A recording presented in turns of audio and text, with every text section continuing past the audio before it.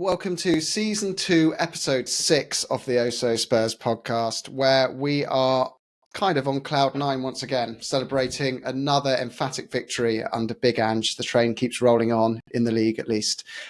We've got a special guest of us today, Christian from the Red Side of the Trent podcast, Nottingham Forrest fan. How are you? Hello, I'm very good, thank you. Thanks for having me and reaching out, of course. Thanks, and thanks for coming on. Christian later on is going to tell us a bit about, we'd like to hear about Nottingham Forest victory over Chelsea, because that's always nice to hear about, but also a bit about Brennan Johnson and the story of him and where he thinks he might fit into Tottenham's setup as well. And in terms of regulars, we have the wonderful Si. How are you, mate? Good job, mate. We have our beautiful Irishman and Johnny. I'm good. I'm going to continue the player comparison. I'm going to go with Destiny and Doggy today, which is, I'd say, 8.5 out of 10. Oh, you're 8.5 out of 10 today. Yeah. Okay. Interesting. And we have down like a horse draws. We have the Stallion Stewart over in Dubai. Hi guys, how's it going? What player would you be today out of 10, Stu, if you were... I'm feeling like Son, 10 out of 10, mate. I'm absolutely buzzing. Very good. So let's crack on, shall we? Where else do we start? But 5-2 victory over Burnley on the weekend. We made it look easy. Were they bad? Were we good? What do you reckon, Si? I don't think they were that bad. I think the style of football that they play really played into our hands. There's so much space in behind them. That's where Sonny ran riot, obviously. And we played higher up the pitch this time than we did in the last two games. So I think that was telling as well. And yeah, in the end, we were in total control second half. I think there was a couple of bits in the first half where, when we went 1-0 down after 4 minutes was it? That was a little bit of a wobble. But the second half, I think we were totally in control. And again, that midfield just looks amazing, doesn't it? Like we were talking just before we started recording, Maddison looks like he's been there for like 10 years, doesn't he? He does. He just really does. And I think that he scored a lovely goal, obviously, but there was also the one where their keeper made a great save with that, when he did that little flick inside and cut in, and got it on his right foot. Beautiful. But yeah, he looks like... I think I was listening that there was something on Talk Sport. Cascarino was on there, and he said his name should be Snow because he settled so quickly. But yeah, so yeah, all round. Shocking. I know it's awful. Isn't it? That's why I'm not owning it. Otherwise, if it was a good one, I would. So yeah, all round, really good watch. I watched it in the pub locally with a few people, and everybody was talking about the change in style. And I think that's still the main theme, right? Is that we're not just winning; we're winning by playing some really good football. And at times, the football was just stunning yesterday. So, whilst I know we're not there, but we're certainly on our way. I kind of feel we had a little hole in the front three. There's really, really good performance, but there could be an upgrade. And I think I can see where Ange is going with Brennan Johnson, and we'll touch on that later based on that performance. But first, I want to hear from Johnny and Stu on their views. Johnny, what did you make of the game? Anything stand out as progress from our previous Premier League game? I think we can't really compare this to the Fulham game because there's 9 different players on the pitch. Yeah, I suppose, what are your thoughts? I guess, like Si kind of alluded to there, the fact that we went down so early and didn't panic and just sort of kept doing what Ange's programming the players to do. And it didn't take that long before we got the goal back, which is great. And I also think that the point Ange made in the presser afterwards, that the 5 goals were all contributed by the vice captains and the captain, was quite nice, actually. The fact, they genuinely are showing leadership. And I think maybe, obviously, we kind of knew about Sonny being such a focal point for the team. Maddison coming in and making the impact, like Si's just said, but not just in terms of his skill, but also in terms of his examples and his connection with the fans, the banter he has with the away fans. A bit of a wind-up merchant, but he's quite mature. He's got a good bit of experience on him. But I think that out of the 3, that Romero actually in many ways is the player who we've seen like the greatest reaction from, whether it is genuinely due to this sort of extra responsibility that Ange's placed on his shoulders. Like, and obviously the fact that he's got Van de Ven alongside him makes a massive difference in terms of, his whole place on the pitch and his role, what he's being expected to do. But I mean, he's still as as determined and as competitive as he always has been, but he seems to be a bit more measured and obviously got an incredible goal yesterday. And I just think he's got 2 goals as their second highest goal scorer after 4 games. But I think it was brilliant. I love to see just across the board Alistair Gould's player ratings, and like 7 is the lowest, and I can't really argue with that. Amazing. There were 8s and 9s all over the place. It was brilliant. Really, really enjoyed it. And yeah, so many players you could mention, but I think those are the ones. I think the other one I've not mentioned would be a doggy, who's just once again for a guy his age. We've got so many young players who they're barely. I'm starting to think he can't be 20. He has to be. It's lying. insane. It's insane. Yeah. And Stu, over to you, mate. What about you? Yeah, it's great. I went down to the pub to watch with UE Spurs, and already, just to give you an idea of how much Ange has taken over, for the last couple of years, there'd be like 3 of us, 4 of us, 5 of us there for games, and it's like full now, and everyone's turning up. Like in the past, people there be miserable, shout at the screen, and as soon as the full-time whistle goes, everyone just buggers off home in a bad mood. Now people were buying shots for people. People were going from table to table just talking about how great we were playing. I mean, it's just spectacular in 3 or 4 games. It's unbelievable.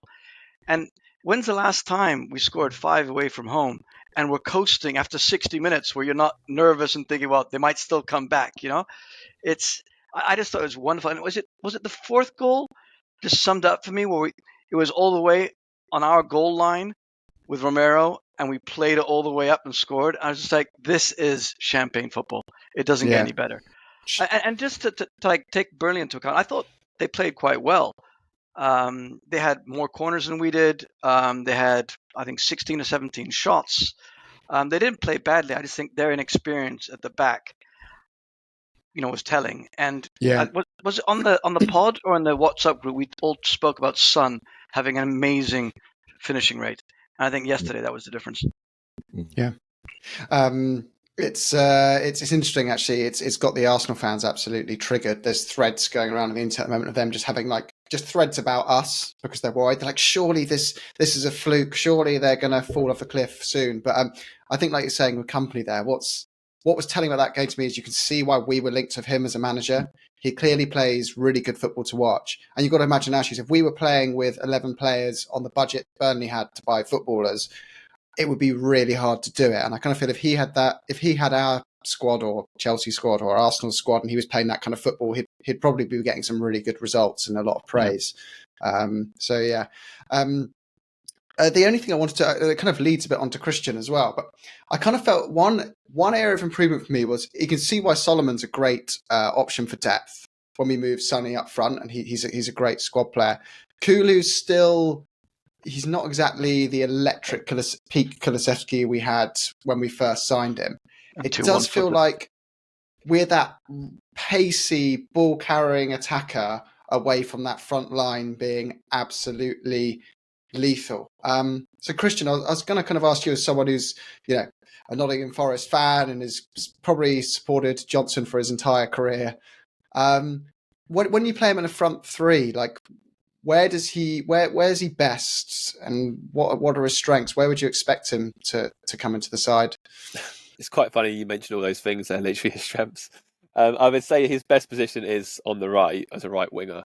But for context, I mean, the way we see it is that obviously because he's now going to a team that's going to have more of the ball. I mean, we had 40% possession on average last season, which was the league lowest. So obviously Spurs will have at least 50-55, generally speaking, every game. And when we were in the Championship, we had 50-55 every game, and Johnson thrived. I think he carried the ball. I think he had the most progress for a winger anyway, the most furthest distance carried. So, yeah, he very gladly run with it up the pitch. I mean, even this season, you might have seen little glimpses. And if you caught a match today, for example, we had a chance against United just to make it 3-1. and Johnson just burned Dalot, just carried the ball 20 metres or so and cut it across for a good chance, which unfortunately didn't happen. But yeah, I mean, that is his strength. He's very good at carrying the ball. He's electric. I think he's one of the fastest wingers in the league. I think he clocked 37 kilometres an hour. Wow. So that's his fastest recorded so far this season anyway. So yeah, obviously he's incredibly electric. He, even from a standing start, pretty much, he just seems to just go. So yeah, I mean, in terms from that perspective, sometimes his fun decision making can let him down a little bit, but it's weird because I don't know if you've had this with players as well, where obviously the expectation level is a bit higher at Spurs, where you know a player is much better than what you're seeing, but you have to remind yourself that they're only 20, 21, and their ceiling is excessive. And that's been the case with Johnson sometimes. There was a flashpoint last season where we had Chelsea at home and we drew 1-1, and Johnson just flew down the right, and he had Taiwo Awoniyi running alongside him, parallel centre, to square it across to, which would have put us 2-1 up.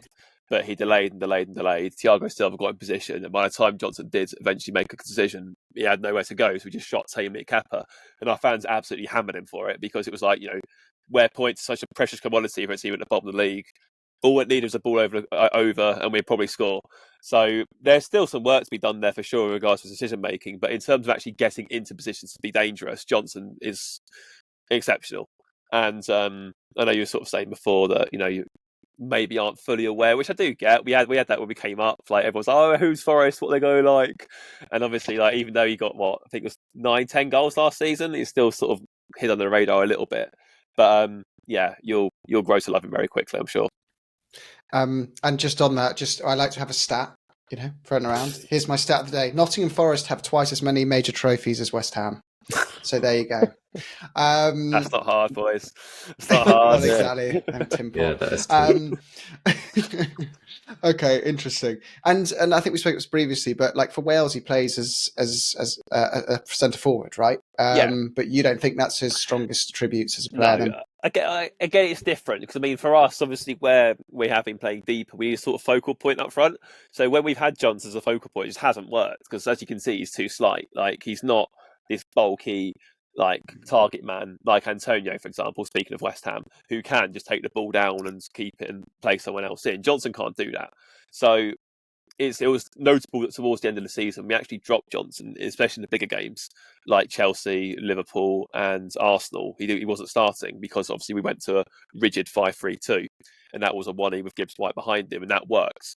So we got quite a few points in those games, and against Liverpool, we lost, but we scored twice. We landed some heavy blows, which is a bit of a surprise given our away form last season. So I don't think he's an orthodox target man forward, but where I think he can be a good fit for Spurs is that one thing we said before, Ange at Celtic didn't have an orthodox centre forward, if you like. It was like Kyogo would be a pressing forward. You wouldn't necessarily see him as an out-and-out number 9.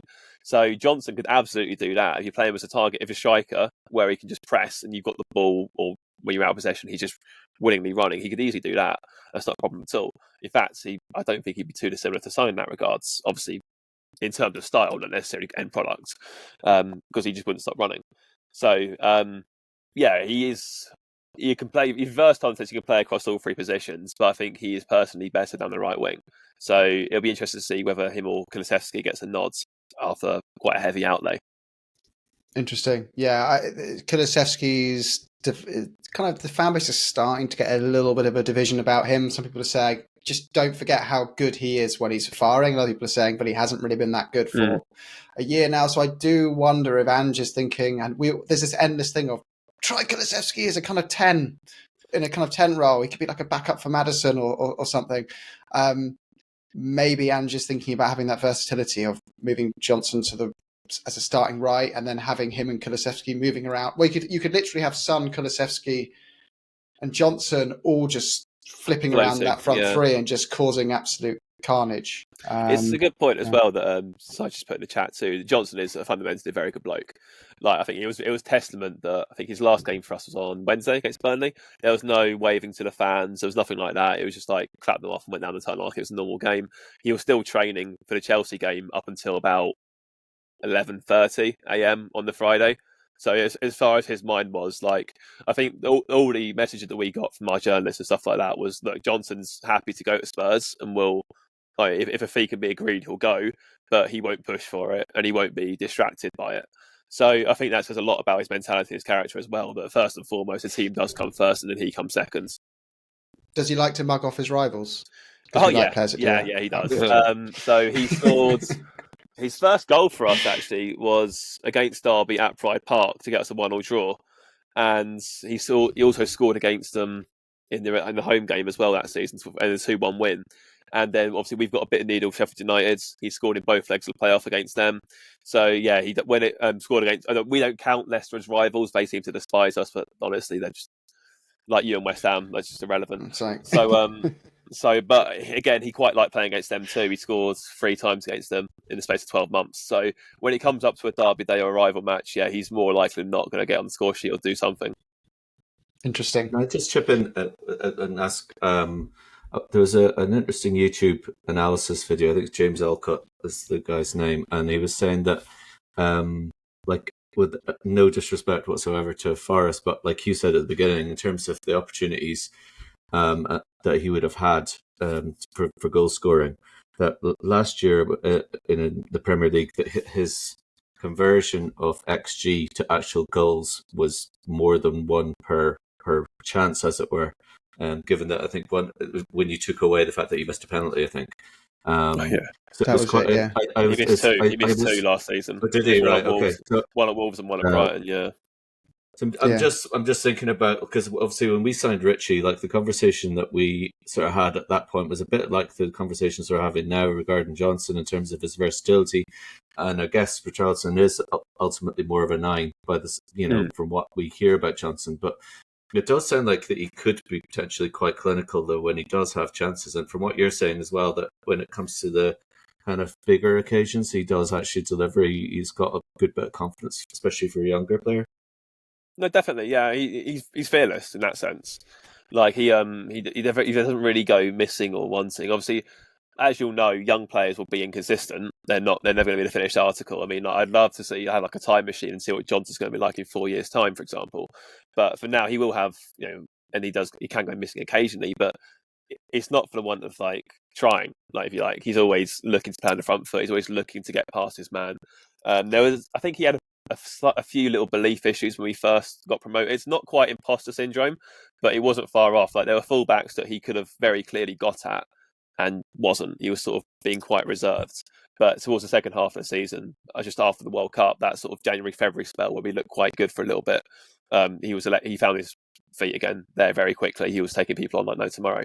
So, in regards to, obviously, going over to the point at hand in terms of being clinical, yes, I think that there was the one that springs to mind immediately. We had Wolves at home. We drew 1-1, and I think Danilo clipped the ball over, and it looked like it was, the angle was against Johnson completely, but without hesitating, just lashed it straight through Sarr's leg and went in. And again, even the Leeds goal, we won that 1-0. It was sort of a header, a free kick cleared out to the edge of the box, and Johnson just voided it first time, bottom corner. So he won't be afraid to take shots. He definitely won't be afraid to take shots. And that whether that comes from his dad, obviously his dad was a striker and played for Forrest in the early 2000s, or whether it comes from his belief as a footballer. Like, if you put him in front of goal and he sees the sticks, he's more often not going to take a shot. He'll back himself to score every time. It's exciting. I can't wait to see him. I've got a feeling Ange might just throw him into the starting 11 when the international break's over. If you spend that much for a player, you probably will. But, yeah. I wanted to. Sorry, I want to ask a couple of questions. One is, how do you feel about the fee? Are you happy with it? And the other is, how do you feel about him going to another Premier League side? In regards to the fee, yes, I think we've done very well, really. I think our owners, they have copped some criticism for the way they've approached things. And obviously, as you all know, we've had to sign a lot of players for various different reasons. Most of it has been justified. We all know that as our fans, but obviously I understand from the external viewpoint, as far as we've gone mental and signed too many players, but more often than not, there has been logic behind it. So in regards to getting the fee, that they've never really settled for less than what they've set out to get. And that's what Brentford found so challenging, because they kept bidding, and we kept saying, look, this is the price, pay it or fuck off. And they wouldn't do it. So, and then, lo and behold, bigger fish came in and they got dwarfed. So I think we were pretty adamant it'll be 50, but I guess 47.5. I think it's the way it's structured as well with a sell-on clause. Yeah, it's about right. I mean, as you saw, we signed Hudson-Odoi for £3 million from Chelsea. Now, wasn't that long ago where Bayern Munich were having £70 million bids not back for Hudson-Odoi. It wasn't that long ago that Chelsea were throwing 120 grand a week at him to try and keep him at the club. So there's a good opportunity. We don't know what's going to happen in football. We might never see that money on the table again. So I think to get his valuation is important. And yeah, we've done well in that regards. I don't think that was his value to us. And I'm pretty sure you'll see soon enough that it's money well spent and it's a fair valuation. In regards to selling him to another Premier League club, as I was sort of saying to Jim and Si before we started recording, I'm glad he's gone to... When Chelsea and Spurs came in, it felt more right. I think just because, like I said, there's no point. I know Brentford have been hot on his heels for several years now. They've had many opportunities to buy him and haven't done so. They've always tried to lowball us. They were sending us bids via WhatsApp, funny enough. And that's like the level of arrogance that club has. What gives them that arrogance, only God knows. But that's another conversation for another time. And yeah, it was just very bizarre the way there was sort of like an obsessed psycho X going after Johnson, even though he never really inclined that he wanted to go there. And like even on deadline day, 11th hour, Thomas Frank's calling him up saying like, oh, come to us, so we'll give you more of an opportunity than Spurs. It's not really much of a glowing endorsement, is it? You're too shit to start for Spurs, but we'll have you. But so anyway, I'm glad he's gone to a team that it seems like we've always said as fans that Johnson has it in him to be a Champions League level player. And we've seen enough players come and go. I know, obviously, you're probably thinking Championship club, etc., at times. But you can tell who's too good for the Championship, and you can tell who's more at home in the Premier League immediately. And Johnson made established Premier League teams look silly last season, repeatedly. So there's absolutely no qualms whatsoever. I'm just glad he's gone to a team that's a logical step up, rather than had he gone to Brentford, let's say. The difference between us and them is that they might win 4 more games than us. They're not going to be in Europe. They're not going to go down. So what's the point? Like, if it's a choice of going to Brentford or staying at Forest, Johnson would probably stay at Forest anyway. He only bought a house in Nottingham fairly recently that he assumed he's going to move into. I'm probably going to be up for sale for a lot of new signings now, funny enough. But, so yeah, he was more than happy to stay at the club, and I think he would only leave if it made sense, both financially for us and in terms of his career progression. Sure. I think him going to Spurs with Ange is exciting for him. It's exciting for Spurs. And I still haven't got quite used to seeing him in that white shirt yet, but it'll grow in time, I'm sure. Well, he's a boyhood player, isn't he? Yeah, I mean, he's been with us since he was 8. Like, he's come through the ranks. He's done everything that you'd want a homegrown player to do. So, yeah, it is what it is. But at least we knew he was coming to a good place. So, yeah. We're buzzing on it. And I just wanted to, Si, if you're happy to finish off the kind of transfer window talk, as it were, just as a whole, on top of Johnson, how would you rate the window? Did we do enough, do you think? I think we did more than we needed to in some areas and not enough in other areas. I think none of us will be sitting on this podcast thinking that our centre back coverage is good enough right now.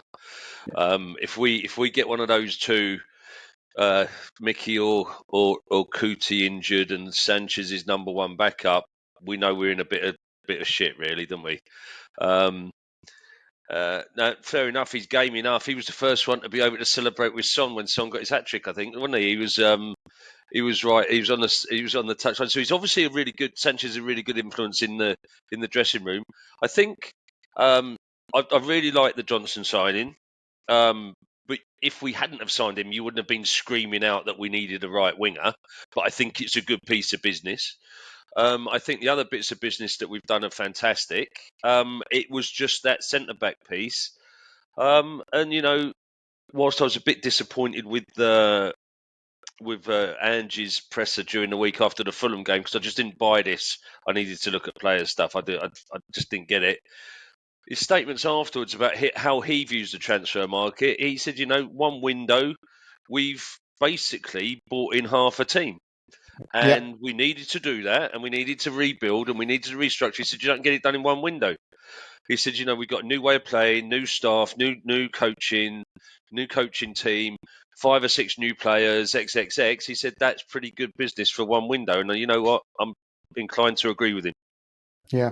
And Johnny or Stu, because Christian just reminded us as well, Davinson Sanchez obviously off to Galatasaray by the sounds of things. So we're really going to be short a centre-back position, aren't we?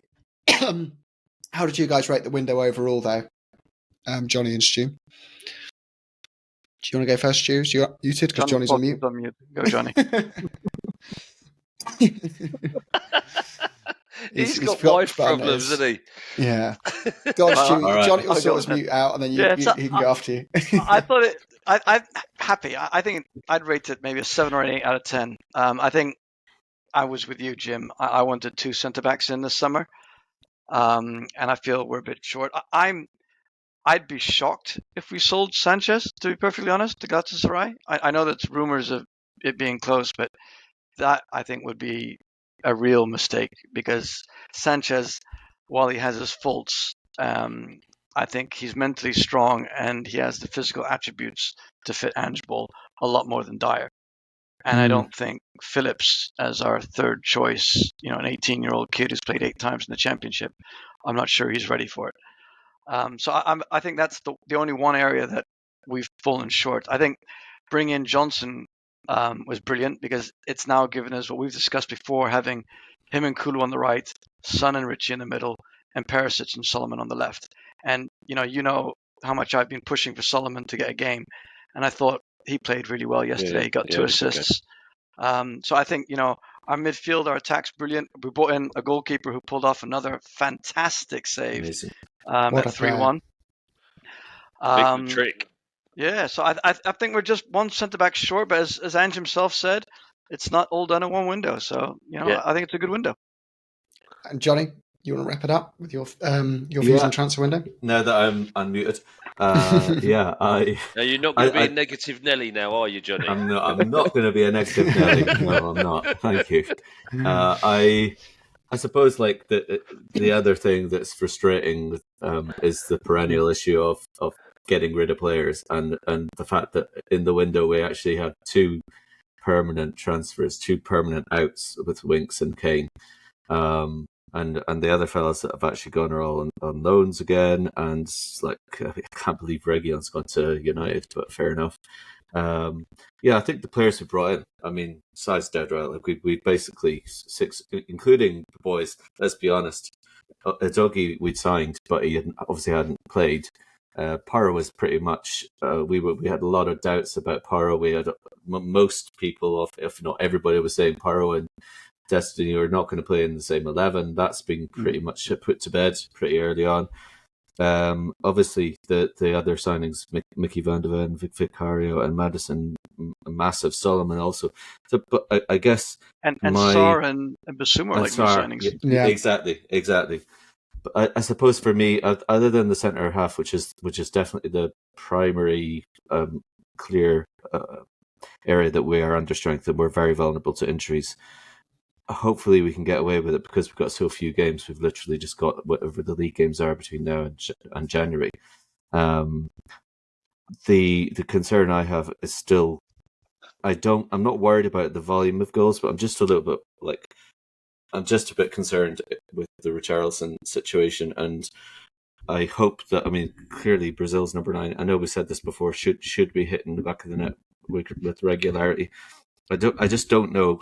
Johnson is a better signing by the signs of things than Orban, because he was a massive risk, whereas Brennan Johnson's clearly got Premier League experience and he's a bit older and everything else. I just wonder in January, as well as the centre half, there's a little part of me, maybe it's greed or whatever, but I'd quite fancy a little sniff around Ivan Toney and see if we can bring him in, because I don't know. I really hope that's a conversation that we would need to revisit or to review, and Richarlison can really step up and start contributing.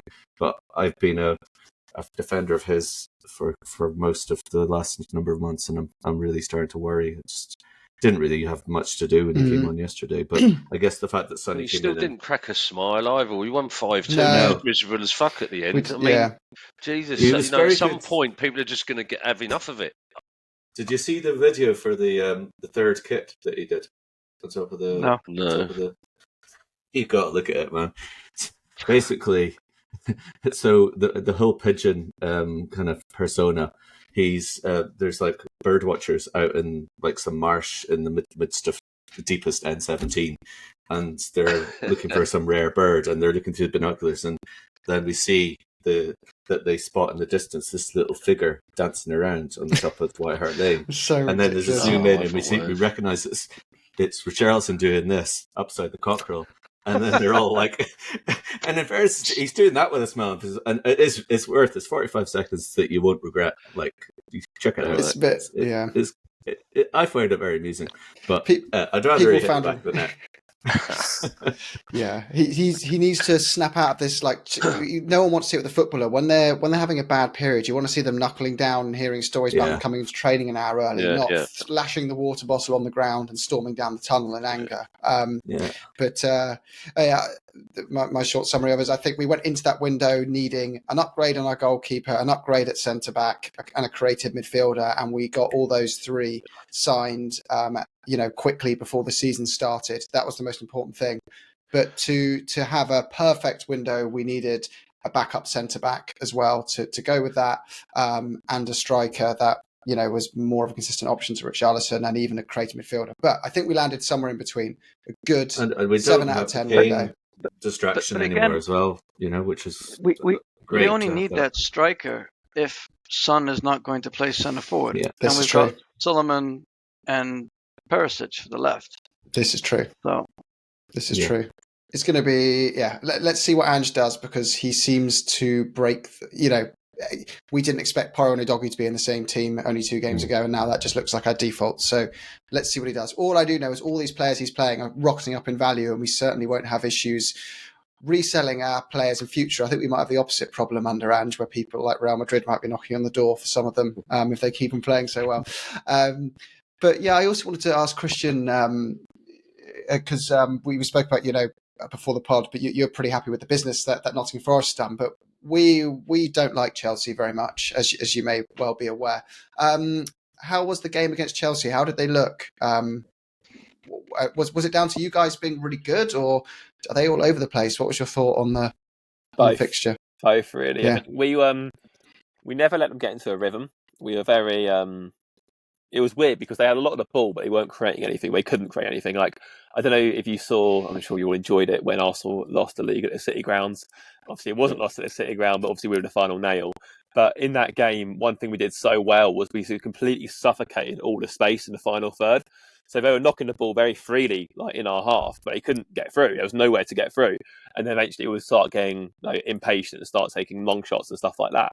And that was just like, all right, fine, we'll wait. And then lo and behold, we got a chance to break, and we did. On the Arsenal game, it was Gibbs White for a 1-0. Yesterday, it was Caicedo got sent back to Brighton by an academy boy in Ryan Yates. And and then Taiwo fed in Elanga and we scored. But we looked, it's weird because I know you might have seen the Nick Jackson miss where he blazed over the bar.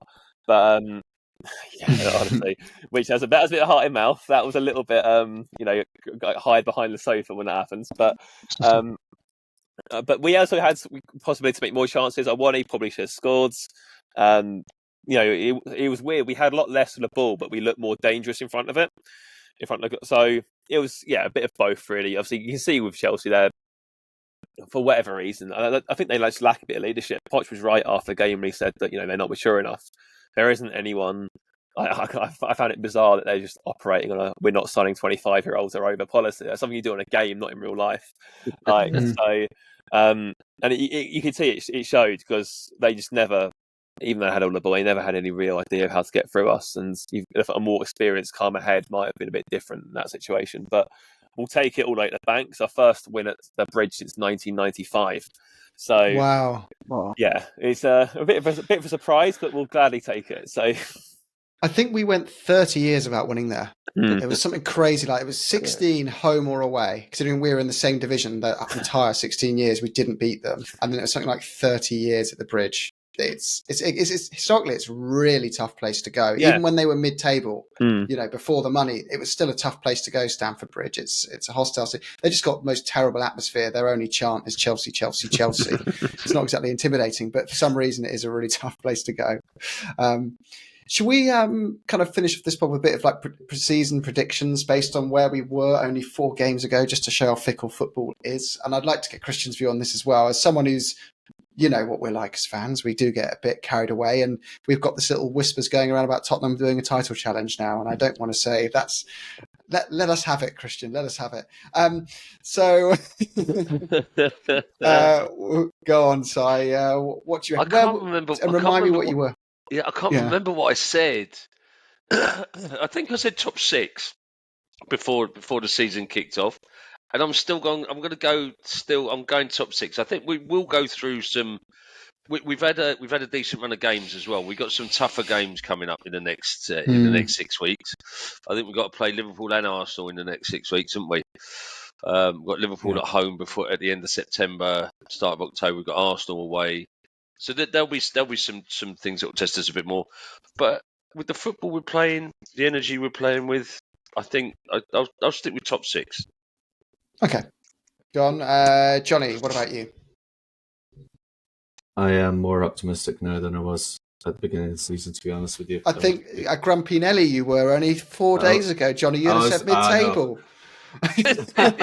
Well, we were going down, Our B team lost to Fulham, and I thought the sky was falling in. Our B team. Why the hell did he play the bloody B team? Okay, sorry. Let it go, mate. The trophy's gone.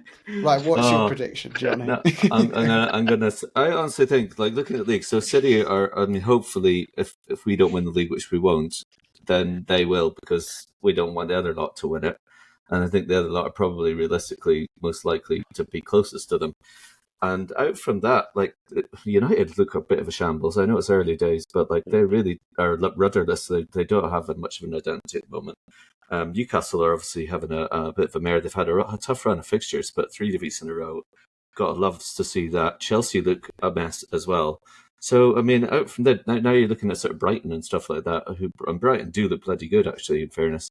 Although West Ham did a job on them. So I genuinely think the fact that we don't have European football is going to be massive. And I think if we don't lose one of those 2 centre-halves, I think we're going to get 4th.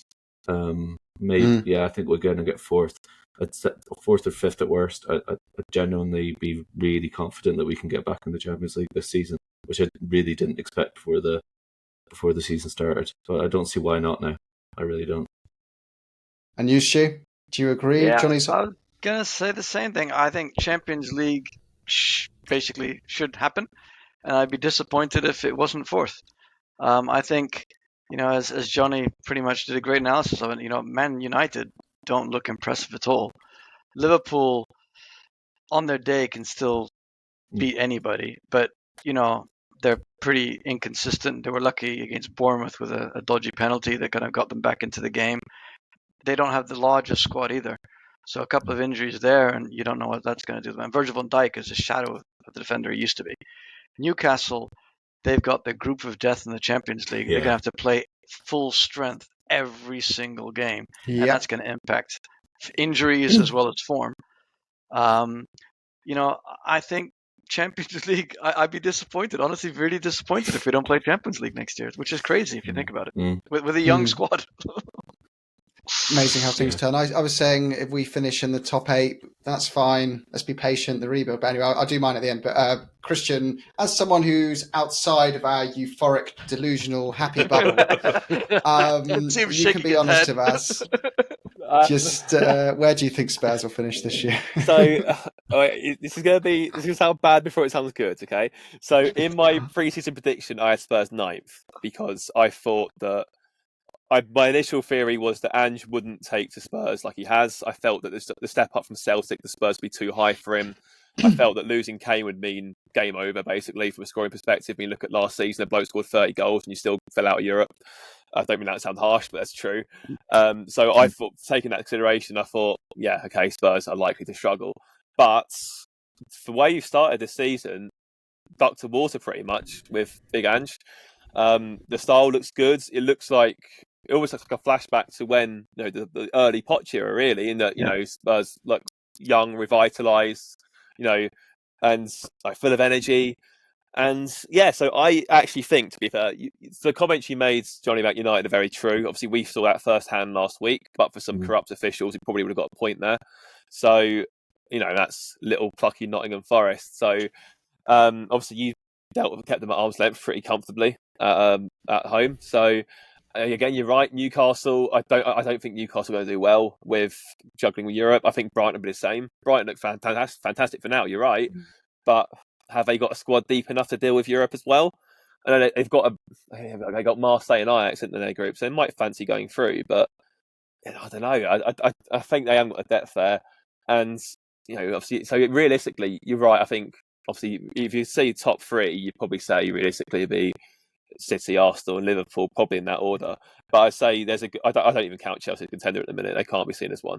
So you're looking at realistic Spurs, Newcastle, and Brighton for that fourth spot. And I think really, if it's, I know obviously it's early doors, could be a honeymoon period, but signs are looking positive. So I think Spurs will be in the top four fight. Yeah, if you said to me revise my predictions, I would have Spurs top six at least.